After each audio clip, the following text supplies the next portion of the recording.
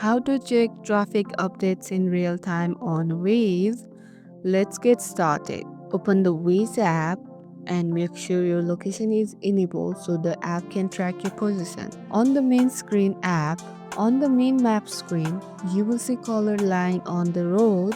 Green means traffic is smooth, yellow means moderate traffic, and red means heavy traffic or slowdowns. Tap the yellow Waze icon. This is the report section where you can see live reports from other drivers. You can view updates like accident, road closure, hazard, police, and traffic jams. Waze will automatically alert you slow traffic ahead, giving you alternative route. Waze constantly update the map using crowdsourced data, and that's it. Stay ahead of traffic and never get stuck again. If this video helped you, don't forget to like, share, and subscribe to our channel, and see you in the next video, and thank you for watching.